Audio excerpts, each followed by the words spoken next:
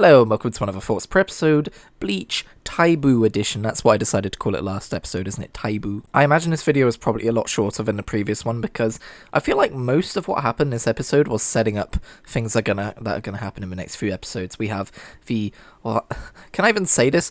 I saw a video a while ago talking about this arc and how they couldn't say the name of the enemy faction because it was rooted in stuff in World War II that when YouTube picks up on what you're calling will automatically de-algorithmize your video or whatever you call it. Let's just call it the Quincy Army. We all know the true name, but this episode ended with the Quincy Army invading Sorete. Sorete? That's a word I've never said out loud before. The big shocker at the end of this episode was obviously Kira getting one shot, which get ready for that. That's a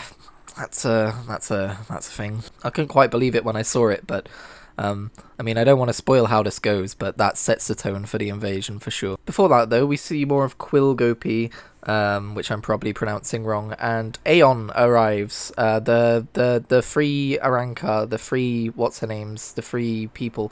They sacrifice their left arms to make Aeon again, and just like the last time they did that, turns out didn't go well. Ichigo spent most of this episode just watching Aeon fight Quilgopi, and interestingly, Quilgopi kind of gets fucked over by Aeon, but then Quilgopi's just like, hey, by the way, I can just continue absorbing your reishi to heal, lol, so it doesn't matter. I'm glad Ichigo somehow figured out that his halo is what allowed him to do that and broke it, because that's pretty OP, right?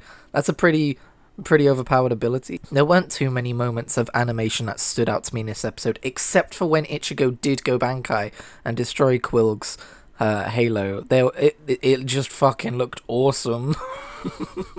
I'm like a 10-year-old watching this show. It was just awesome, dude. Yeah, it was scary when Quilgopi started absorbing Orihime's shield, which is usually pretty damn impenetrable, and started absorbing parts of their faces and stuff.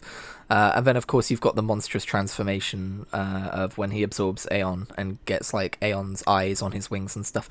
It's very, biblically accurate angels, which is something I didn't know anything about back when I first read through this arc when it was first coming out. But now I know a lot more about that kind of thing, and I think it's pretty obvious that the design of some of the Quincy superpowers, again, I don't know which German words are safe to say, the design of some of those powers is very much inspired by the whole biblically accurate angels thing. In terms of a soundtrack, we got the first usage of the new version of On the Precipice of Defeat, which was really nice to hear. We also got a moment when they did a remix of one of the more emotional but happily emotional songs from the original series. I don't know the name of it, sadly, but I know people love it.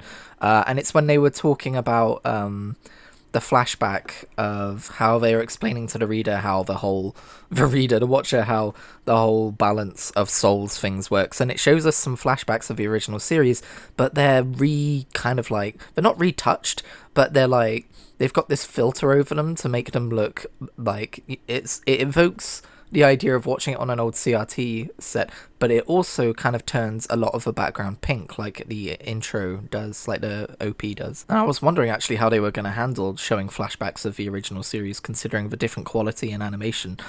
So I think that was a really good way of doing it. It was really cool to see. We also got to see Ishida talking to Ryukin, which I don't believe was in the original manga. I remember when we got some hints of this in the trailer, a lot of people got excited because this is the kind of scenes that got left out of the original story arc that would have been nice to see. And it was cool to see it here. Just what could be in that book Ishida was reading?